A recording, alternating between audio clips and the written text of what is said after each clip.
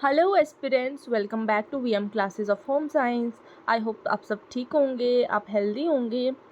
आज हम करने वाले हैं आपकी एरिक्सन की साइकोसोशल थ्योरी। जैसे कि आपको पता है, इस चैनल पे ऑलरेडी फ्राइड की थ्योरी जो है वो कवर करा दी है, और मैंने आपको कहा था कि मैं जितनी भी थ्योरीज हैं ह्यूमन डेवलपमेंट एंड बिहेवियर की, मैं आपको कवर कराऊंगी। तो इससे पहले हमने फ्राइड की थ्योरी जो है मैंने कवर करा दी है। आपने अगर वो नहीं देखी है तो आप वो देख लीजिए। आज मैं आपके लिए लेके आई हूँ एरिक एरिक्सन की थ्योरी। अगर आप मेरे चैनल पे नए हैं तो आप चैनल को सब्सक्राइब कीजिए और शेयर भी कीजिए, बिकॉज आपको बहुत ज़्यादा बेनिफिट होने वाला है मेरे इस चैनल से। मैं आपको हर एक चीज़ अच्छे से कवर कराऊंगी, तो आप इस चैनल को शेयर कीजिए। जितना इस चैनल की रीच बढ़ेगी उतना आपको बेनिफिट भी होगा। तो चलिए स्टार्ट करते हैं।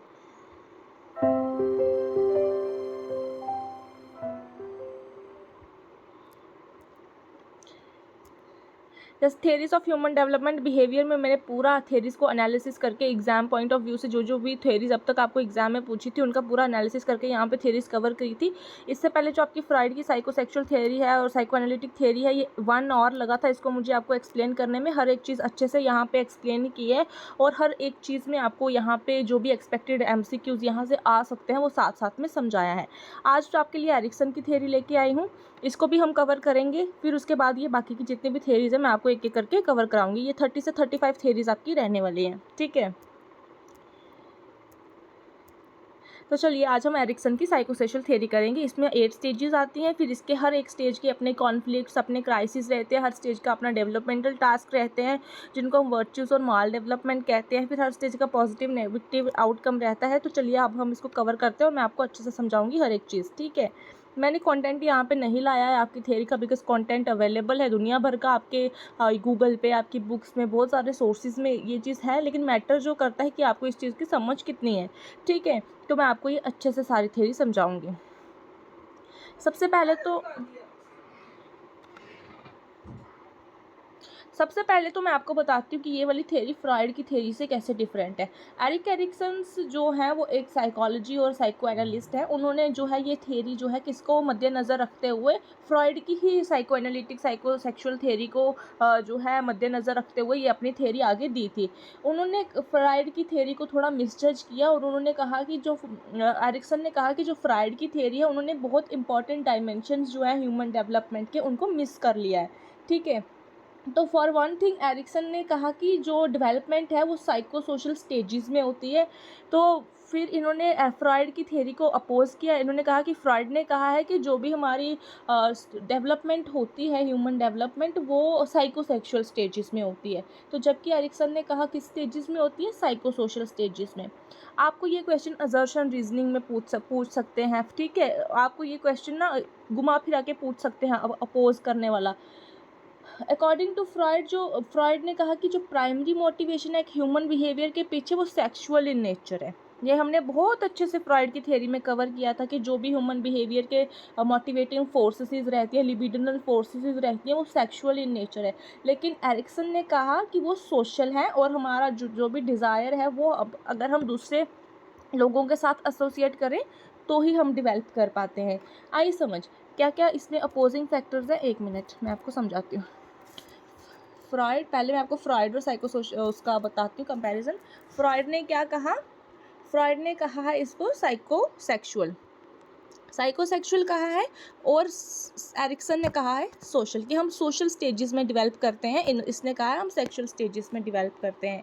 इसने कहा है कि जो बिहेवियर के पीछे जो सेक्सुअल एनर्जी है वो रहती है, और इसने कहा है कि जो सोशल एनर्जी और सोशल इंटरेक्शंस है वो रहती हैं, ठीक है। एरिक्सन ने कहा ये फ्रॉइड ने कहा है कि जो फर्स्ट 5 ईयर्स ऑफ लाइफ हैं वही हमारी लाइफ में इम्पॉर्टेंट है हमारी पर्सनैलिटी को डिवेल्प करने के लिए, ठीक है। और फिर एरिक्सन ने क्या कहा कि नहीं, हम फर्स्ट 5 स्टेजेस में नहीं, हम थ्रू आउट लाइफ स्पैन, हम टिल बर्थ तक ये करते हैं, बर्थ टिल डेथ तक, थ्रू आउट लाइफ स्पैन जो है हम डिवेल्प करते हैं। फ्रॉइड ने 5 स्टेजेस दी थी। इसी 5 स्टेजेस को फिर 8 स्टेजेस में कंटिन्यू किया एरिक्सन ने, ठीक है।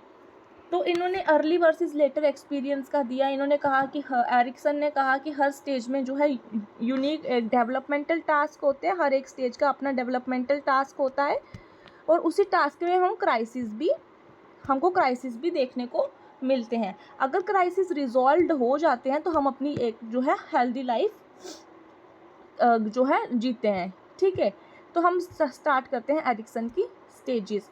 फर्स्ट स्टेज है इन्फेंट। आपने हर स्टेज की एज याद रखनी है, एज आपने याद रखनी है। इन्फेंट टू 18 मंथ्स, या आप इसको 1 ईयर्स ऑफ एज भी कह सकते हो। ठीक है, पहले तो हमने क्या चीज़ समझी, हमने समझा कि फ्रॉइड की थ्योरी कैसे डिफरेंट है एरिक्सन की थ्योरी से, या एरिक्सन की थ्योरी क्या कहती है फ्रॉइड की थ्योरी के कंपैरिजन में। ठीक है, तो हर एक स्टेजेस में अपना वर्च्यू होता है और हर एक स्टेजेस में माल डेवलपमेंट होती है। मैंने यहाँ पे इधर इस वाली पिक्चर में है नहीं वो चीज़, क्या होती है माल डेवलपमेंट। हर एक स्टेज का अपना पॉजिटिव आउटकम होता है और हर एक स्टेज का नेगेटिव आउटकम भी होता है। हर एक स्टेज में हम अपने न्यू डिसीजन, हर स्टेज का टर्निंग पॉइंट आता है इन्फेंसी से लेकर पूरे लास्ट की स्टेजेस तक। ठीक है, हर स्टेज में क्या होता है, हर स्टेज में 2 अपोजिंग साइकोलॉजिकल टेंडेंसीज रहती है, मतलब 2 अपोजिंग फैक्टर्स रहते हैं, अपोजिंग फैक्टर्स। ठीक है, जैसे हमने फ्रॉइड की थ्योरी में लिबिडनल की बात की थी, लिबिडनल एनर्जी क्या है, और इसका सेकंड की हमने बात की थी, अगर वो एक स्टेज में कोई पर्टिकुलर टास्क अगर कंप्लीट नहीं होता है तो हमको फर्दर कौन कौन से उसकी फिक्सेशन देखने को मिल सकती है। सिमिलरली जो एरिक्सन की थ्योरी में क्या है कि 2 जो फोर्सेस रहती हैं, एक रहती है आपकी पॉजिटिव, अगर आपका कोई डेवलपमेंटल टास्क, आपका क्राइसिस एक पर्टिकुलर स्टेज में रिजॉल्व हो जाता है तो आप पॉजिटिव डेवलपमेंट करते हैं, जिसको सिंटैक्टिक भी कहते हैं। अगर आपको ये वाली टर्म आ जाती है तो आपने कंफ्यूज नहीं होना, सिंटैक्टिक, पॉजिटिव को ही सिंटैक्टिक कहते हैं। आपको पूछ लेंगे कि एक पर्टिकुलर स्टेज का सिंटैक्टिक क्या है। ठीक है, पॉजिटिव मैं ये समझाऊंगी, हर स्टेज का पॉजिटिव सिंटैक्टिक आपका आउटकम, और सेकंड आपका होता है नेगेटिव, नेगेटिव जिसको हम और क्या कहते हैं, डिस्टोनिक, DYSTONIC। ठीक है, डिस्टोनिक। तो चलिए एक एक करके हम हर एक चीज़ को समझते हैं।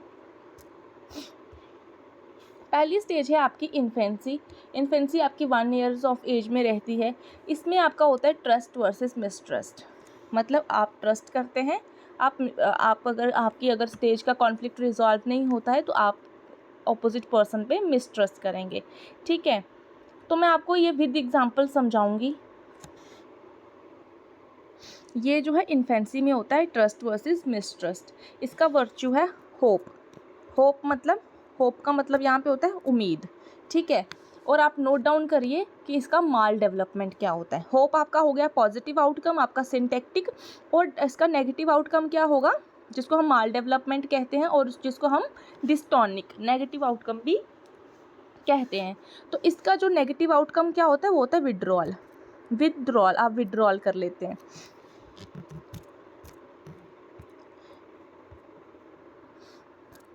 क्या होता है विड्रॉल। पॉजिटिव हो गया आपका होप और नेगेटिव आपका आउटकम हो गया विड्रॉल। ठीक है, अब विड्रॉ कर लेते हैं चीज़ों से। एग्जाम्पल से समझाऊंगी। इन्फेंसी के स्टेज में ट्रस्ट वर्सेस मिसट्रस्ट कैसे होता है। अगर बच्चे को कंसिस्टेंट प्यार और केयर मिलता है अपने केयर गिवर से, अगर बच्चे को लगातार प्यार मिलता है, पूरा प्रॉपर केयर मिलता है, तो वो ट्रस्ट करना सीखता है, नॉट ओनली अपने केयर गिवर पे ही बल्कि दुनिया पे, हर किसी इंडिविजुअल पे वो जो है ट्रस्ट करना सीखता है। ठीक है, अगर इंडिविजुअल को अगर मतलब वो क्या करता है, एक उम्मीद रखता है, अगर वो नहीं मिलता है तो वो लोगों से इमोशनली दूर रह सकता है। ये इसका नेगेटिव आउटकम है। कैसे, अगर एक बच्चे को कंसिस्टेंट प्यार और केयर मिलता है तो वो जो है वो ट्रस्ट करना सीखता है, उम्मीद एक डेवलप कर लेता है। अगर उसको वो चीज़ नहीं मिलती तो वो लोगों से इमोशनली दूर रहना ही पसंद करता है। ठीक है, तो इसका जो आउटकम है वो क्या, इसका जो पॉजिटिव आउटकम जो कि वर्च्यू है वो क्या है, होप है। आपको वर्च्यू ऑलरेडी एक एग्जाम में पूछ लिया गया है, मैच द फॉलोइंग में। यहाँ पे आपको स्टेजेस दी हैं और यहाँ पे आपको वर्च्यूज़ दिए हैं, तो आपको मैच करना है कि कौन सा वर्च्यू कौन सी स्टेज पे है, मतलब पॉजिटिव आउटकम कौन सी स्टेज का कौन सा पॉजिटिव आउटकम है। अब नेक्स्ट क्वेश्चन में ना आपको नेगेटिव आउटकम पूछ लेंगे, माल डेवलपमेंट पूछ लेंगे कि कौन सी स्टेज का कौन सा माल डेवलपमेंट है। तो मैंने आपको बताया इन्फेंसी स्टेज का पॉजिटिव आउटकम होप है, यानी कि उम्मीद, और नेगेटिव आउटकम है विड्रॉल, यानी कि दूर रहना। ठीक है, ये था इसका स्टेज का आपका एक्सप्लेनेशन।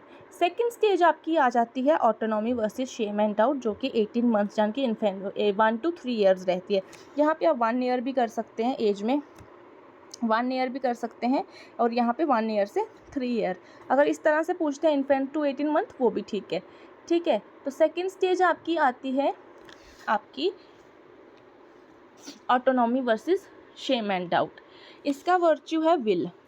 विल का मतलब यहाँ पे होता है मर्जी। ठीक है, विल मतलब इच्छा शक्ति, वो अपनी इच्छा से कुछ चीज़ करता है। ठीक है, आपने वर्च्यूज़ पॉजिटिव आउटकम और माल अडेप्टिव नेगेटिव आउटकम याद रखने ही रखने हैं। तो यही आपको यहाँ से क्वेश्चन पुट हो सकता है।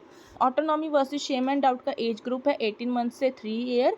यहाँ पे क्या रहता है, यहाँ पे विल रहती है, विल मतलब इच्छा शक्ति, और इसका विड्रॉल रहता है आपका जो नेगेटिव आउटकम है उसको कहते हैं हम कंपल्शन। नेगेटिव आउटकम कंपल्शन मतलब अगर हम किसी इंडिविजुअल पे अपनी उसकी हद से ज़्यादा, ज़रूरत से ज़्यादा कंट्रोल करते हैं। ठीक है, अगर हम ज़रूरत से ज़्यादा कंट्रोल बच्चे को करते हैं या क्रिटिसाइज़ करते हैं तो वो मालएडेप्टिव जो है कंपल्शन डेवलप कर लेगा। तो हमने क्या बात की, फर्स्ट स्टेज का हमने देखा था होप था और विड्रॉल नेगेटिव आउटकम था। सेकंड स्टेज का जो है विल है आपका वर्च्यू, और आपका माल डेवलपमेंट क्या है, compulsion. Autonomy versus shame and doubt में जो क्या होता है आपका, autonomy versus shame and doubt में आपका रहता है, एग्जाम्पल देती हूँ, अगर बच्चे को इंडिपेंडेंस एक्सप्लोर करने दिया जाए, मतलब अगर एक बच्चा है वो गेम्स में वो एक्सप्लोरेशन करना पसंद करता है, वो अपनी चीज़ों अपनी जो है लाइफ में अपनी मर्ज़ी से कोई चीज़ें एक्सप्लोर करना चाहता है। जैसे हम एग्जांपल देखते हैं ना, एक बच्चा है किसी के घर में गया तो वो चीज़ें जो है इधर उधर की देखा झांकी करना स्टार्ट कर देता है, वो बार बार सवाल पूछता है ये क्या चीज़ है, इसको कैसे यूज़ करते हैं। हम बच्चों को यूजुअली क्या बोल के टाल देते हैं रिलेटिव्स को, अरे अरे कोई बात नहीं, ये तो बच्चा शरारती है, इसको ऐसे आदत है चीज़ों को देखने की। वो क्या होता है, बच्चे में एक एक्सप्लोरेशन का एक कॉन्सेप्ट होता है, वो नई नई चीज़ों को एक्सप्लोर करना पसंद करता है। वो अपनी क्या करता है, इच्छा शक्ति डेवलप करता है कि मैं अपनी मर्ज़ी से कोई चीज़ देखता हूँ, वो खुद में इंडिपेंडेंस फील करता है कि मैं तो आज़ाद हूँ, मैं कोई भी चीज़ कहीं से भी छू सकता हूँ या देख सकता हूँ। तो हम बच्चों को बार बार डांट देते हैं, इसे मत छुओ, इसे मत ऐसे करो, इसने तोड़ दिया, इसने ये कर लिया। अगर उस बच्चे को क्रिटिसाइज़ करते हैं हम, अगर उसको कंट्रोल करने की कोशिश करते हैं तो वो क्या डेवलप कर लेगा, कंपल्सिवनेस डेवलप कर लेगा। आई बात समझ में। अगर हम बच्चे को अपनी विल से काम करने देते हैं, अपने विल से हम उसको एक्सप्लोर करने देते हैं कोई चीज़, अगर वो अपनी मर्ज़ी से चीज़ों को एक्सप्लोर कर रहा है, टॉयज़ को एक्सप्लोर कर रहा है, किचन की चीज़ों को एक्सप्लोर कर रहा है, मम्मा के मेकअप को एक्सप्लोर कर रहा है, ये ज्वेलरी देख रहा है, किसी भी चीज़ को अगर वो एक्सप्लोर करने की कोशिश करता है तो उसको हमको सपोर्ट करना चाहिए। क्या करना चाहिए, सपोर्ट करना चाहिए। अगर हम उसको सपोर्ट करते हैं तो उसका जो यहाँ पे कॉन्फ्लिक्ट है वो रिज़ॉल्व होता है। अगर हम उसको बार बार डांटते हैं, क्रिटिसाइज़ करते हैं या ओवरली कंट्रोल्ड करते हैं, तो उसमें अगर हम उसको क्या करते हैं, ओवरली कंट्रोल्ड करते हैं, तो बच्चे में क्या हो जाएगा, कंपल्सिवनेस हो जाएगा। ठीक है, ये इसका एग्जाम्पल है। और आपने हर स्टेज की एज भी याद रखनी है। तो ये वाली स्टेज की कौन सी एज है, टॉडलरहुड। कौन सी स्टेज है, टॉडलरहुड। आई बात समझ में। अब नेक्स्ट स्टेज की बात करें तो नेक्स्ट स्टेज है आपकी इनिशिएटिव वर्सेस गिल्ट। ये जो एज का ग्रुप है ये आपका 3 to 5 ईयर्स है। इस वाली स्टेज को अर्ली चाइल्डहुड या फिर प्री स्कूल एज भी कहते हैं। क्या कहते हैं, अर्ली चाइल्डहुड या फिर प्री स्कूल एज भी कहते हैं। आपको एग्ज़ाम में ये चीज़ भी पूछ लेंगे कि 3 to 5 ईयर्स में जो बच्चा है वो कौन सी स्टेज पे होता है, तो आप अर्ली चाइल्डहुड की बात करेंगे और या फिर प्री स्कूल एज की बात करेंगे। ये जो टेबल है ना, यहीं से क्वेश्चन पुट होंगे, और वो ऐसे आपको ट्रिकी क्वेश्चन पूछेगा ना। आप स्टेजेस का सीक्वेंस याद रखो, आप वर्च्यूज़ याद रखो, आप माल डेवलपमेंट याद रखो, आप एजेस याद रखो, और कौन सी एज में बच्चा जो है कौन सी लाइफ स्पैन की स्टेज में होता है वो चीज़ याद रखो। ठीक है, बस यहाँ से यही चीज़ें याद रखनी है आपने। तो इस वाली स्टेज पे वो एरिक्सन की ये वाली स्टेज पे अर्ली चाइल्डहुड पे या फिर प्री स्कूल एज में होता है बच्चा। Initiative versus guilt. इनिशिएटिव यहाँ पे होता है, इसका इनिशिएटिव में यहाँ पे अगर बच्चा अपने नए आइडियाज़ या फिर एक्टिविटीज़ को एक्सप्लोर कर सकता है और सपोर्ट उसको दिया जाए तो वो उद्देश्य डेवलप करता है यहाँ पे। ठीक है, अगर बच्चे को इनिशिएटिव लेने दिए जाए, उसकी मर्ज़ी से उसको कोई काम करने दिया जाए, अगर वो किसी चीज़ में इनिशिएटिव लेता है, जैसे फॉर एग्जांपल मम्मा किचन में काम कर रही है और वो मम्मा को बोलेगा मम्मा मैं आपकी बर्तन धोने में हेल्प कर दूं, तो वो अपने एक तरह से वो इनिशिएटिव ले रहा है किस चीज़ का, मम्मा की हेल्प करने का। अगर बच्चा अपने मतलब उसका एक नया आइडिया है कि मैं मम्मा की किचन में हेल्प करूँगा, मम्मा मुझे खुश हो जाएगी, या कुछ भी किसी भी तरह का वो अपना आइडिया जो है या फिर अपनी एक्टिविटीज़ को एक्सप्लोर करता है, तो हमको इस स्टेज में क्या करना है, बच्चे को सपोर्ट देना है। ठीक है, अगर हम बच्चे को इस स्टेज में सपोर्ट करते हैं, उसके इनिशिएटिव को जो है अप्रिशिएट करते हैं, तो वो यहाँ पे क्या करेगा, एक अपनी लाइफ में पॉजिटिविटी को डेवलप करेगा। पर यहाँ पे जो वर्च्यू है वो है आपका पर्पस। पर्पस का यहाँ मतलब है उद्देश्य, उसका कोई उद्देश्य है लाइफ में, उसका कोई पर्पस है। ठीक है, तो अगर हम उसके पर्पस को सपोर्ट करते हैं तो वो अच्छा अपनी लाइफ में डेवलप करेगा। तो इसका नेगेटिव आउटकम, इसका माल डेवलपमेंट है इनहिबिशन। क्या है इसका माल डेवलपमेंट, इनहिबिशन। पर्पस यहाँ पे इसका वर्च्यू है और माल डेवलपमेंट इनहिबिशन, मतलब रोक टोक। इनहिबिशन का यहाँ पे मतलब हो गया रोक टोक। अगर हम रोक टोक करते हैं बच्चे में, तो बच्चे में क्या नेगेटिव आउटकम देखने को मिलता है, इनहिबिशन। उसको लगता है कि मुझे मेरे पेरेंट्स रोक टोक करते हैं, तो वो अगली बार से क्या करेगा, किसी तरह का कोई भी क्या करेगा, पर्पस या फिर इनिशिएटिव लेने की कोशिश नहीं करेगा। आई बात समझ में? ठीक है, नेक्स्ट स्टेज आती है हमारी 15 to 13 years, industry versus inferiority. इस वाली स्टेज जो है, एज ग्रुप क्या है इसका, 15 to 13 ईयर्स, और ये मिडल एंड लेट चाइल्डहुड में होती है। किस में होती है, मिडल एंड लेट चाइल्डहुड में। इंडस्ट्री वर्सेस इन्फीरियरिटी, मिडल या फिर आपका लेट चाइल्डहुड। ठीक है, जैसे ये वाली प्री स्कूल में होती है, तो ये वाली कहाँ होती है, एलिमेंट्री स्कूल में। कहाँ पे होती है, एलिमेंट्री स्कूल में। ठीक है, यहाँ पे 5 to 13 ईयर्स भी कहा है, अगर 5 नहीं तो कभी कभी यहाँ पे 6 ईयर्स टू प्यूबर्टी भी दिया रहता है। ठीक है, इस वाली स्टेज में क्या है, इंडस्ट्री वर्सेस इन्फीरियरिटी। इंडस्ट्री का यहाँ पे मतलब हो गया कॉम्पिटेंस, मतलब यहाँ पे उसकी योग्यता।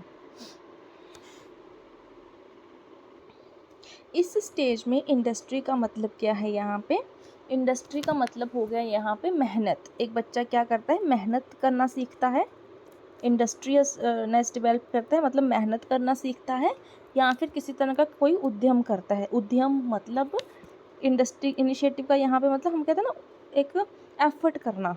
उद्यम यहाँ पे मेहनत करना सीखता है और एफर्ट करना सीखता है इंडस्ट्री स्टेज में। ठीक है, पहले तो आप इंडस्ट्री का मतलब समझिए। एरिक्सन की थ्योरी में इंडस्ट्री का मतलब होता है मेहनत और लगन। मेहनत और लगन से इस स्टेज में बच्चा क्या करता है, अपने स्किल्स और नॉलेज को डेवलप करना और प्रोडक्टिव फील करना सीखता है। क्या करता है इस स्टेज में, इनिशिएटिव वर्सेस इन्फीरियरिटी में क्या करता है इंडिविजुअल। इंडस्ट्रियसनेस यहाँ पे ये है कि एरिक्सन की थ्योरी में इंडस्ट्री का मतलब मेहनत होता है। बच्चा मेहनत और लगन करना सीखता है, एफर्ट्स लगाता है अपने स्किल्स सीखने के लिए, अपनी नॉलेज को डेवलप करता है और प्रोडक्टिव बनाता है खुद को। ठीक है, इस स्टेज में ये जो आपकी एलिमेंट्री स्कूल एज है, इस स्कूल में जो बच्चे क्या करते हैं, अपने स्कूल के कामों को और दूसरी एक्टिविटीज़ के ज़रिए जो है अपनी योग्यता, अपनी जो उनकी कॉम्पिटेंस है ना, योग्यता यहाँ पे हो गया, मतलब अपनी कॉम्पिटेंस और मेहनत को क्या करते हैं, डेवलप करते हैं। आई बात समझ में? आप पहले तो इंडस्ट्री का मतलब आपने समझ लिया। अब यहाँ पे इन्फीरियरिटी का मतलब क्या हो गया यहाँ पे, सेकंड बात है, इन्फीरियरिटी का मतलब यहाँ पे हो गया हीन भावना। एक तरह से हीन भावना डेवलप करते हैं। कैसे डेवलप करता है बच्चा हीन भावना, अगर बच्चे को क्रिटिसाइज़ करें या बच्चे को इग्नोर किया जाए तो वो अपने आप को हीन भावना से मतलब इस तरह से समझता है कि अपने आप की तरफ इन्फीरियरिटी कॉम्प्लेक्स उसको हो जाता है। वो अपने आप को इनकैपेबल फील करता है, वो समझता है मैं किसी काम का ही नहीं हूँ। तो जैसे अगर टीचर्स या पेरेंट्स उनके एफर्ट्स को अप्रिशिएट नहीं करते तो वो अपने आप को इन्फीरियर या फिर निष्क्रिय फील करता है इनकैपेबल, इनकैपेबल मतलब यहाँ पे निष्क्रिय फील करता है। आई होप आपको अच्छे से समझ में आया। मैं आपको एंड में ना ये सारी स्टेजेस रिवाइज भी कराऊंगी, ठीक है। तो वर्च्यू यहाँ पे पॉजिटिव आउटकम क्या है, कॉम्पिटेंस, वो योग्यता डिवेल्प करता है। योग्यता यहाँ पे समझ में आई, कॉम्पिटेंसी डिवेल्प करता है।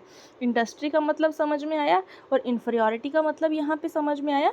और इसका जो पॉजिटिव आउटकम है वो कॉम्पिटेंसी है, योग्यता है। और यहाँ पे माल डेवलपमेंट जो नेगेटिव आउटकम है वो है आपका इनर्शिया। इनर्शिया का यहाँ पे मतलब होता है निष्क्रियता। सॉरी अगर मैं गलत प्रोनाउंस कर रही हूँ, मेरी हिंदी थोड़ी सी वीक है। देखो इस वाली स्टेज का पॉजिटिव आउटकम क्या है, इंडस्ट्री वर्सेस इन्फीरियॉरिटी का। पॉजिटिव यहाँ पे हमने बात की कॉम्पिटेंस की, बच्चा योग्यता डेवलप करता है। और नेगेटिव आउटकम यहाँ क्या रहता है, इनर्शिया, INHERTIA। इनर्शिया का यहाँ पे मतलब है निष्क्रियता। निष्क्रियता मतलब बच्चा जो है इनकैपेबल फील करता है। अगर उसके जो एफर्ट्स को, उसके जो कॉम्पिटेंसी है, जो भी उसने स्किल डेवलप की है, जो भी उसने नॉलेज एक्वायर की है, उसको अप्रिशिएट नहीं किया जाएगा तो वो हीन भावना यानी कि इन्फीरियॉरिटी डिवेल्प करता है। ये स्टेज जो है इंडस्ट्री वर्सेस इन्फीरियॉरिटी बच्चों को प्रोडक्टिव और कॉम्पिटेंट बनाने के लिए इनकरेज करती है और उन्हें अपने एफर्ट्स और मेहनत का महत्व समझाती है, उनको इम्पोर्टेंस समझाती है। आई बात समझ में? होप सो आपको बहुत अच्छे से ये चीज़ समझ में आ गई होगी। नेक्स्ट स्टेज की हम बात करते हैं, identity versus confusion. Identity versus role confusion. Identity versus role confusion कौन सी स्टेज में होता है, कौन सी एज में होता है? यहाँ पे 13 to 21 ईयर्स दिया है, लेकिन मैं आपको जॉन सेंट्रोक की बुक से अगर ऑथेंटिक बताऊँ तो यहाँ पे जो एज ग्रुप दे रखी है वो 10 to 20 ईयर्स दे रखी है। तो यहाँ पे कौन सी एज ग्रुप दे दी है, 10 to 20 ईयर्स। अगर आपको 10 to 20 ईयर्स एग्ज़ाम में दिया होगा तो वो आपकी एडल्सेंट एज में आ जाएगा, ठीक है। कौन सी एज है यहाँ पे, स्टेज है एडल्सेंस, ठीक है। अब यहाँ पे बात करते हैं आइडेंटिटी का मतलब क्या है और रोल कन्फ्यूजन का मतलब क्या है। आइडेंटिटी का यहाँ पे मतलब है कि टीनेजर्स जो एडल्सेंट हैं वो क्या डेवलप करते हैं, अपनी पहचान, आइडेंटिटी, अपनी पहचान डेवलप करते हैं और अपना एक रोल, अपने लाइफ में एक मकसद इस्टेब्लिश करते हैं। अगर उनको इस चीज़ में सपोर्ट मिलता है, अगर उनको इस चीज़ में उनकी पहचान बनाने में, उनका लाइफ में मकसद डेवलप करने में उनको सपोर्ट मिलता है और गाइडेंस मिलती है, तो वो अपने आप पर और अपने डिसीजंस पर क्या करना सीख जाते हैं, विश्वास करना सीख जाते हैं, ट्रस्ट करना सीख जाते हैं। आई बात समझ में? अगर जैसे पेरेंट्स हैं और जैसे उनके दोस्त हैं, उसकी सेल्फ डिस्कवरी को सपोर्ट करते हैं। अगर किसी इंडिविजुअल ने, किसी एडल्सन ने खुद में कोई चीज़ ढूंढी कि मैं जो है इस काबिल हूँ, मैं ये चीज़ कर सकता हूँ, मेरे में ये टैलेंट है, मेरे में ये कैपेबिलिटीज़ हैं, अगर हम उनको सपोर्ट करते हैं, उनकी आइडेंटिटी को अप्रिशिएट करते हैं, उनके एफर्ट्स को, तो उनमें जो है अपने रोल को लेकर क्या फ़ील होता है, कॉन्फिडेंट फील होता है। आई बात समझ में? मैं फिर से एक बार समझाती हूँ। यहाँ पे इंडिविजुअल क्या करते हैं, अपनी रोल को इस्टेब्लिश करना सीखते हैं और अपनी पहचान को बनाना सीखते हैं। इस स्टेज में उनको प्रॉपर गाइडेंस और सपोर्ट मिलना चाहिए। अगर उनको मिलता है तो वो अपनी डिसीजन पर ट्रस्ट करना सीखते हैं। अगर वो किसी तरह की सेल्फ़ डिस्कवरी करते हैं, सेल्फ़ डिस्कवरी मतलब अपनी कैपेबिलिटीज़ को पहचानते हैं, अपनी एबिलिटीज़ को पहचानते हैं, अंदर से कोई ऐसे उनकी जो टैलेंट है वो निकल के आता है, तो वो खुद में एक मकसद डेवलप करते हैं कि मेरा मकसद लाइफ में ये, मैं इस चीज़ में काबिल हूँ।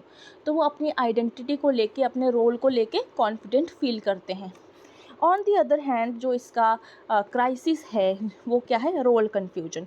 रोल कन्फ्यूजन यहाँ पे ये होगा, अगर टीनेजर को कन्फ्यूजन होती है अपनी लाइफ को लेके, मैं क्यों पैदा हुआ, मेरा लाइफ में मकसद ही क्या है, मैं यहाँ तक पहुँच गया, मुझे करना क्या है, मेरी आइडेंटिटी क्या है, मेरी पहचान क्या है। अगर उनको इस चीज़ में कन्फ्यूजन होती है और सपोर्ट नहीं मिलता, तो वो अपनी आइडेंटिटी को, अपने रोल को लेकर कन्फ्यूज्ड फील करते हैं।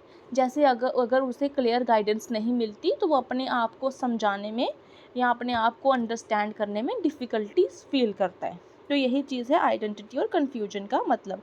वर्च्यू यहाँ पे क्या डिवेल्प होता है, अगर वो सीख लेते हैं, अगर अपनी आइडेंटिटी को अप्रिशिएट करते हैं, डिवेल्प कर लेते हैं, उनको पता लग जाता है उनकी लाइफ का रोल क्या है, तो वो क्या डिवेल्प करते हैं, फिडिलिटी। क्या डिवेल्प करते हैं, फिडिलिटी। और अगर उनको रोल कन्फ्यूजन रहता है तो इसका नेगेटिव आउटकम क्या रहता है, माल डेवलपमेंट क्या रहता है इसका माल डेवलपमेंट रहता है रेप्यूडिएशन। रेप्यूडिएशन मतलब जो भी उनकी अंडरस्टैंडिंग है वो उसको रिजेक्ट कर देते हैं, वो समझ ही नहीं पाते। फिडिलिटी FIDELITY, फिडिलिटी का यहाँ पे मतलब हो गया विश्वास, खुद पे विश्वास करना सीख जाते हैं, पॉजिटिव आउटकम। और नेगेटिव आउटकम यहाँ पे माल एडेप्टिवनेस या क्या हो जाएगा, वो हो जाएगा REPUDIATION, रिप्यूडिएशन। इसका मतलब हो जाता है समझ को रिजेक्ट करना, वो भी उनकी जो भी अंडरस्टैंडिंग है वो उसको रिजेक्ट कर लेते हैं और बार बार कंफ्यूज हो जाते हैं कि अपनी मतलब कोई भी अगर उनको कुछ डिसीजन लेना होता है तो वो उस पर कंफ्यूज हो जाते हैं, अंडरस्टैंड ही नहीं कर पाते खुद को। तो ये यहाँ पे रेप्यूडिएशन है। ठीक है, होप सो आपको ये अच्छे से समझ आया होगा। चलिए नेक्स्ट स्टेज की बात करते हैं, इंटीमेसी वर्सेस आइसोलेशन। इंटीमेसी का मतलब क्या है और यहाँ पे आइसोलेशन का मतलब क्या है। ये कौन सी स्टेज पे आता है, 21 to 39 ईयर्स। और अगर ऑथेंटिसिटी की बात की जाए तो यहाँ पे 20s to 30s इसको बोलते हैं, तो ये वाला यहाँ पे ठीक है, ज़रूरी इसको बोलते हैं 20 to 30 ईयर्स तक। और इंटीमेसी वर्सेस आइसोलेशन कौन सी स्टेज में रहता है, अर्ली एडल्टहुड। कौन सी स्टेज में, अर्ली एडल्टहुड। एजेस भी और स्टेजेस भी याद रखनी है आपने। अर्ली एडल्टहुड, इंटीमेसी और आइसोलेशन समझ के। इंटीमेसी यहाँ पे हो जाता है, इंटीमेसी का मतलब यहाँ पे जो है अर्ली एडल्टहुड में यंग एडल्ट क्या करते हैं, अपने यहाँ पे अपनी लाइफ में जो रिलेशनशिप हैं उनको इस्टेब्लिश करने की कोशिश करते हैं। इंटीमेसी लव फाइंड आउट करने की कोशिश करते हैं, अपने रिलेशनशिप को इस्टेब्लिश करने की कोशिश करते हैं। और इस स्टेज में अगर वो प्यार और उनको सपोर्ट मिलता है तो वो इंटीमेट और लविंग रिलेशनशिप को डिवेल्प करता है। क्या करता है, अगर उनको प्यार और सपोर्ट मिलता है यहाँ पे, जब वो अपनी इंटीमेसी को डिवेल्प करने की कोशिश करते हैं, अपने रिलेशनशिप को मेंटेन इस्टेब्लिश करने की कोशिश करते हैं, तो वो अगर तो उनको सपोर्ट और गाइडेंस या फिर प्यार मिलता है तो वो इंटीमेट और लविंग रिलेशनशिप डिवेल्प करते हैं। जैसे अगर वो क्लोज़ फ्रेंडशिप और रोमांटिक रिलेशनशिप में सक्सेस पाता है, मतलब किसी तरह की भी, यहाँ पे ज़रूरी नहीं है कि रोमांटिक रिलेशनशिप ही, यहाँ पे अपनी दोस्ती में भी अगर वो जो है एक मकसद पाता है तो वो सक्सेस जो है अपने रिलेशनशिप में पाता है, या फिर वो अपने प्यार में इंटीमेसी एक्सपीरियंस करता है तो उसको पॉजिटिव आउटकम देखने को मिलेगा। अगर वो ये चीज़ नहीं कर पाता तो उसको आइसोलेशन होगा। आइसोलेशन का यहाँ मतलब अकेलापन, एक इमोशनली वो दूसरों से दूर रहना पसंद करेगा, इमोशनली खुद को आइसोलेट कर लेगा, अकेलापन उसको महसूस होगा। अगर वो किसी से सक्सेसफुल रिलेशनशिप या इंटीमेसी डेवलप नहीं कर पाता या पाती है तो वो इमोशनली दूरी या फिर लोनलीनेस फील करता है। ये हो गया आइसोलेशन। पॉजिटिव आउटकम इसका लव है, और सेकेंड हैंड दूसरी तरफ इसका जो है नेगेटिव आउटकम जो है इसका वो है आपका डिस्टेंशन। डिस्टेंशन का यहाँ पे मतलब हो जाता है इमोशनल दूरी, खुद को दूर रखता है। लव यहाँ पे हो गया मतलब प्यार जो है लाइफ में पॉजिटिविटी लाता है, मतलब पॉजिटिव आउटकम है इसका, वर्च्यू है। और माल डेवलपमेंट इसका नेगेटिव आउटकम क्या है, डिस्टेंशन, DISTANTION, डिस्टेंशन, जिसका मतलब होता है emotionally segregated, emotionally isolated, emotionally वो खुद को दूर रखता है। आई समझ, ये चीज़ इसमें है। फिर आपकी नेक्स्ट स्टेज आती है 40 to 60 या 40 to 65, जिसको हम कहते हैं जनरेटिविटी वर्सेस स्टैग्नेशन। जनरेटिविटी और स्टैग्नेशन, जनरेटिविटी का यहाँ पे क्या मतलब है और स्टैग्नेशन का यहाँ पे क्या मतलब है बताते हैं आपको। जनरेटिविटी जो है ये मिडल एज यानी कि लेट एडल्टहुड में देखने को मिलती है। आपने एजेस याद रखनी है, बार बार बोल रही हूँ। ये मिडल एडल्टहुड 40 to 50, यहाँ पे 60 दिया है, 40 to 50 एजेस में रहती है। और ये कहाँ पे रहती है, मिडल एडल्टहुड में। ये अर्ली एडल्टहुड है, ये आपका मिडल है, और ये वाला फिर आपका लेट रहेगा। ठीक है, तो जनरेटिविटी वर्सेस स्टैग्नेशन। जनरेटिविटी का यहाँ पे ये मतलब है कि एक जनरेशन मिडिल एज में जब एडल्ट जो है नेक्स्ट जनरेशन को गाइड करता है, उसको सपोर्ट करता है। जैसे जनरेटिविटी है ना, इससे पहले वाली जो जनरेशन्स हैं, कोई एडल्टहुड है जो अपने पहले वाली जनरेशन्स को या फिर उनके आने वाली जनरेशन्स, पहले वाली नहीं, सॉरी पहले वाली नहीं, आने वाली नेक्स्ट जनरेशन, जैसे दादी है तो वो अपने पोतों को समझाएगी, तो वो उसकी नेक्स्ट जनरेशन हो गई। तो मिडिल एज अडल्ट जो है जब अपनी नेक्स्ट जनरेशन को गाइड करता है या सपोर्ट करता है, अगर वो प्रोडक्टिव और केयरिंग फील करता है, ये करते टाइम अगर उसके पोते जो भी हैं पोते पड़पोते, उनको जो है क्या करते हैं, प्रोडक्टिव फील कराते हैं, केयरिंग फील कराते हैं, तो वो जनरेटिविटी एक्सपीरियंस करता है। उसको लगता है कि मैं अब नेक्स्ट जनरेशन का हो गया और मैं अपनी जो आगे वाली जनरेशन्स को समझा रहा हूँ। जैसे अगर वो पेरेंटिंग करते हैं या मेंटोरिंग करते हैं या सोशल एक्टिविटीज़ में एंगेज होते हैं, तो वो केयर और प्रोडक्टिविटी फील करते हैं। उनको लगता है कि मुझे केयर मिल रहा है, मुझे एक प्रोडक्टिविटी मिल रहा है। दूसरी तरफ स्टैग्नेशन है, अगर वो प्रोडक्टिव और केयरिंग फील नहीं करते तो वो स्टैग्नेंट और डिसकनेक्टेड फील करते। स्टैग्नेंट का यहाँ मतलब होता है दूर दूर रहते हैं, और डिसकनेक्टेड फील करते हैं। उनको लगता है कि जो हमारी आने वाली जो हमारी जनरेशन्स हैं, जैसे उनके पोते हैं और उनके उसके बेटियों के बच्चे हैं, या उसके बेटे के आगे बच्चे हैं, तो वो अगर उनको क्या करते हैं, प्रोडक्टिव और केयरिंग फील नहीं कराते, तो वो क्या फील करते हैं, स्टैग्नेंट फील करते हैं। स्टैग्नेंट का मतलब फील है डिसकनेक्टेड फील करते हैं। जैसे अगर वो अपने एफर्ट्स को मीनिंगलेस फील करते हैं, और वो समझ और एक्टिविटी से डिसंगेज फील करते हैं, उनको लगता है कि हमारी तो कोई वैल्यू ही नहीं है। तो यहाँ पे ये स्टैग्नेशन इसका कन्फ्लिक्ट है। आई बात समझ में। पॉजिटिविटी यहाँ पे है केयर, यानी कि देखभाल, और रिजेक्टिविटी इसका नेगेटिव आउटकम है। क्या है इसका नेगेटिव आउटकम? रिजेक्टिविटी। केयर है इसका पॉजिटिव आउटकम, और रिजेक्टिविटी इसका नेगेटिव आउटकम है। यानी कि रिजेक्टिविटी मतलब रिजेक्शन का, आइसोलेशन का, डिसकनेक्टेड का उनको फील होता है। ठीक है, अब नेक्स्ट स्टेज की बात करते हैं। नेक्स्ट स्टेज में आपका आता है इंटीग्रिटी वर्सेस डिसअपेयर, जो कि आपकी एज 60 से या 65 से लेकर के 60 ऑनवर्ड्स जो है लेट एडल्टहुड आता है। Integrity versus disappear. इंटीग्रिटी का यहाँ पे मतलब है कि एल्डरली जो है अपनी लाइफ को रिफ्लेक्ट करता है, इंटीग्रेट करता है। मतलब एल्डरली जो है एक इंसान है, वो बुज़ुर्ग हो गया है, तो वो अपनी लाइफ में पीछे मुड़ के देखता है और अपनी पूरी लाइफ को जो है रिफ्लेक्ट करने की कोशिश करता है। अगर तो वो अपनी अर्लियर लाइफ में, अर्लियर स्टेजेस में सेटिस्फाइड होता है, तो वो अपनी इंटीग्रिटी और विजडम एक्सपीरियंस करता है। उसको लगता है कि मैंने बहुत ज़्यादा ज्ञान अपनी लाइफ में, बहुत अच्छी अपनी लाइफ जी है, मेरी हर स्टेज अच्छी रही है, तो वो क्या चीज़ फील करता है, इंटीग्रिटी फील करता है, विजडम फील करता है, उसको ये चीज़ एक्सपीरियंस होती है। जैसे अगर वो अपनी लाइफ में जो भी उसने अपनी लाइफ में अचीवमेंट्स की हैं, अपनी लाइफ में कोई अचीवमेंट्स प्राप्त की हैं, अच्छी जॉब की है, अच्छे से बच्चे को जो है अपनी तरबियत की है, मतलब बच्चों को अच्छे से जो है देखभाल की है, पाला पोसा है, उसको अच्छे से जो मॉरलिटी सिखाई है, तो उसको वो उस चीज़ पे क्या करता है, अपनी लाइफ में कॉन्फिडेंस, गर्व एक फ़ील करता है, और वो पीसफुल और वाइज फ़ील करता है। मतलब वो शांत और एक सुकून वाली ज़िंदगी फ़ील करता है। ये यहाँ पे इंटीग्रिटी हो गया। डिसअपेयर का यहाँ पे मतलब रहता है आपका, डिसअपेयर मतलब अगर वो अपनी लाइफ से डिससेटिस्फाइड होता है, मतलब अपनी लाइफ से खुश नहीं होता, तो वो डिसअपेयर और रिग्रेट फील करता है। क्या फील करता है? डिसअपेयर का यहाँ पे दूसरा मतलब होता है रिग्रेट।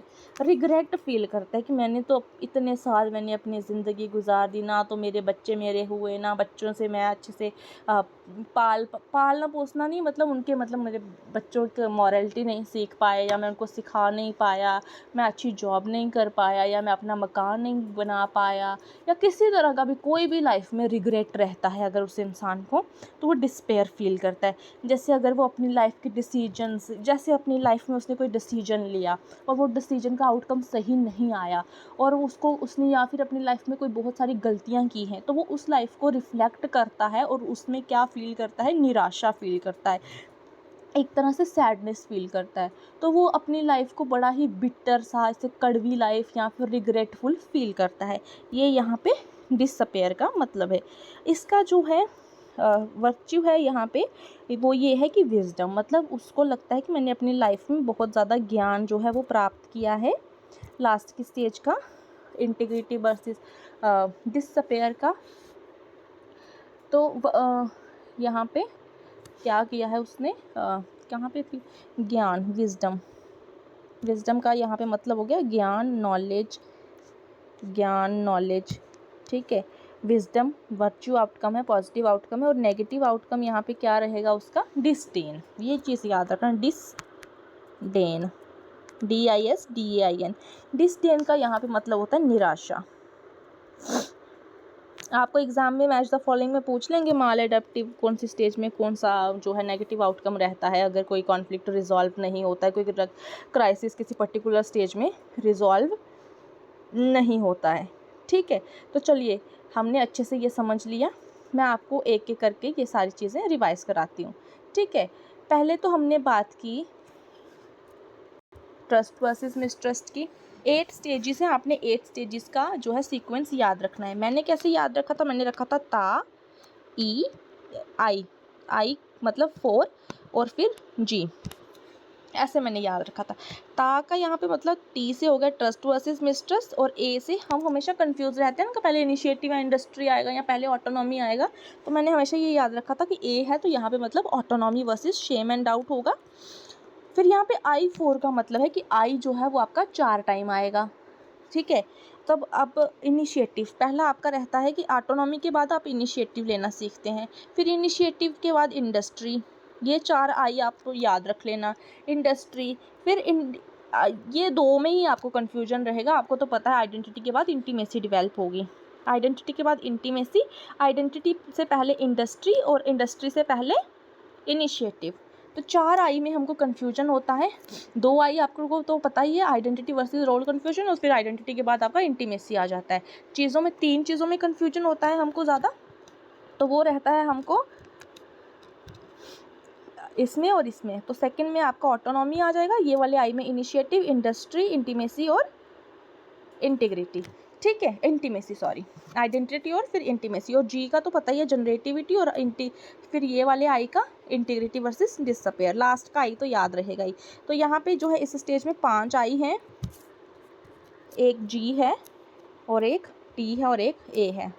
तो आपने सीक्वेंस याद रखना है, सीक्वेंस याद रखना है, एज याद रखनी है, स्टेज याद रखनी है, कौन सी स्टेज में पर्टिकुलर एज में कौन सा वो है, और क्या याद रखना है, वर्च्यूज़ याद रखने हैं हर स्टेज का, वर्च्यू हर स्टेज का, और माल डेवलपमेंट यानी कि नेगेटिव आउटकम। ठीक है, इसको सिंटेक कहते हैं और इसको डिस्टोनिक भी कहते हैं, पॉजिटिव और नेगेटिव भी कहते हैं। ठीक है, एक एक करके रिवाइज करते हैं। इन्फेंसी 1 साल, ट्रस्ट वर्सेस मिसट्रस्ट, वर्च्यू था इसका होप, होप जाने की उम्मीद, और माल एडाप्टिव था इसका विड्रॉल, विड्रॉल मतलब दूरी। ठीक है, सेकंड स्टेज आपकी आती है अर्ली चाइल्डहुड, 1 से 3 साल। ठीक है, और इसमें कौन सी स्टेज है, autonomy versus shame and doubt. Virtue इसमें पॉजिटिव आउटकम है आपका विल, विल मतलब इच्छा शक्ति, और नेगेटिविटी जो कि आपका जो माल डेवलपमेंट है वो आपका कंपल्शन, कंपल्शन मतलब ओवरली कंट्रोल्ड बच्चा, कंपल्शन कोई बच्चा ओवरली कंट्रोल्ड हुआ है। आई बात समझ में। फिर आपकी आ जाती है अर्ली चाइल्डहुड के बाद आपकी preschool age, preschool age आपकी रहती है 3 से 6 साल। इनिशिएटिव वर्सेस गिल्ट, पर्पस है इसमें, वर्च्यू आपका मतलब कोई उद्देश्य है लाइफ में, पर्पस, अगर पर्पस फुलफिल नहीं होता है तो वो क्या डिवेल्प करता है, इनहिबिशन, इनहिबिशन रोक टोक। ठीक है, फिर आपका नेक्स्ट है स्कूल एज 6 से 12 साल, स्कूल एज 6 से 12 साल। इसमें स्टेज है इंडस्ट्री वर्सेस इन्फीरियॉरिटी, इंडस्ट्री भी अच्छे से समझाया, इन्फीरियॉरिटी भी अच्छे से समझाया। कॉम्पिटेंसी यहाँ पे डेवलप करता है, कॉम्पिटेंसी यहाँ पे पॉजिटिव चीज़ है, कॉम्पिटेंसी, कॉम्पिटेंसी का मतलब यहाँ पे होता है योग्यता, एक तरह से अपनी योग्यता डेवलप करता है या स्किल्स सीखता है। और इनर्शिया, इनर्शिया हो गया निष्कर्षता, निष्क्रियता, निष्क्रियता का मतलब होता है सैडनेस। इनर्शिया, इनर्शिया इसका माल डेवलपमेंट है जिसका मतलब होता है निष्क्रियता, हिंदी में इसको बोलते हैं निष्क्रियता। ठीक है, फिर आती है आपकी अगली स्टेज एडल्सन की 12 से 18 या 10 से 20 भी इसको कहते हैं, identity versus role confusion, identity versus role confusion. इसमें क्या है, आइडेंटिटी वर्सेस रोल कन्फ्यूजन में होता है जो वर्च्यू है वो है फिडेलिटी, फिडेलिटी का मतलब है यहाँ पे विश्वास, विश्वास यानी कि ट्रस्ट एक तरह से, और नेगेटिव आउटकम है यहाँ पे रिप्यूडिएशन, रिप्यूडिएशन। रिप्यूडिएशन मतलब अपनी अंडरस्टैंडिंग्स को रिजेक्ट करना, रिप्यूडिएशन। ठीक है, स्पेलिंग है यहाँ पे REPUDIATION। ठीक है, फिर आ जाता है आपका यंग एडल्टहुड या फिर अर्ली एडल्टहुड कह सकते हैं, 18 से 40 साल या 20 से 40। इसमें होता है इंटीमेसी वर्सेस आइसोलेशन। वर्च्यू है इसका लव, प्यार, और इसका जो है क्या है डिस्टेंस, स्टेगनेंट, इसका वो है डिस्टेनेशन, DISTANTIATION।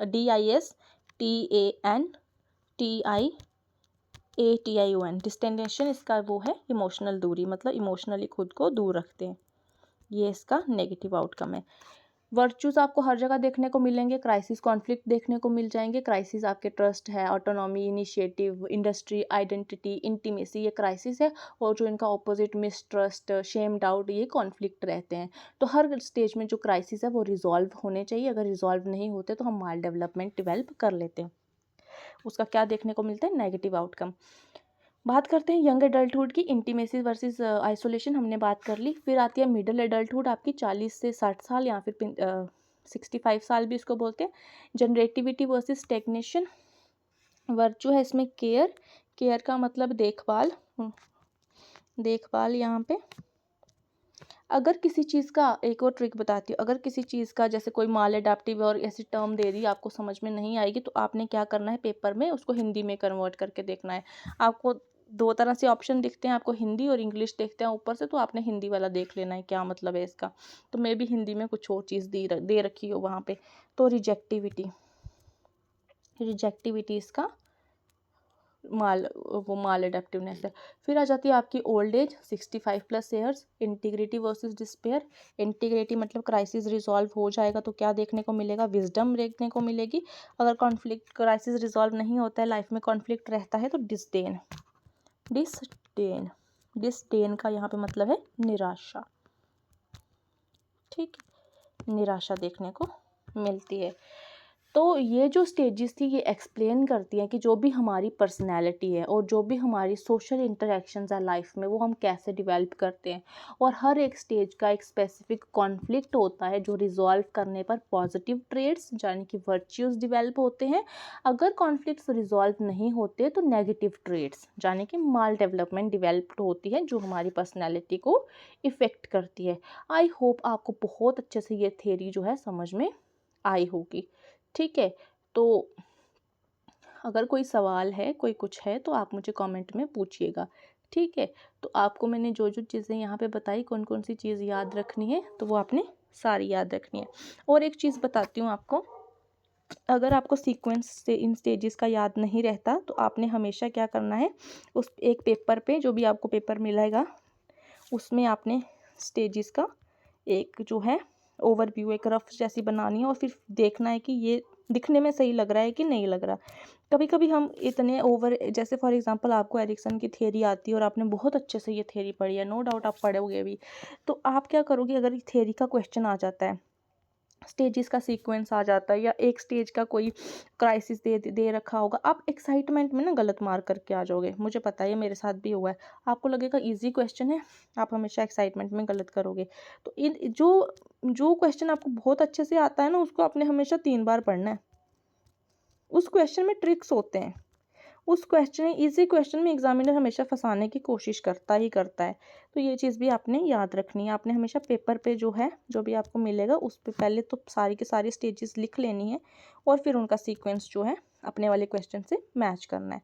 ठीक है, आई होप आपको मेरा लेक्चर पसंद आया होगा। तो थैंक यू वेरी मच। तो आप मेरे चैनल को सब्सक्राइब करो और इसको शेयर भी करो, आपको बहुत फ़ायदा मिलने वाला है। ठीक है, ओके जी, thank you so much, bye bye, take care, अच्छे से पढ़ो।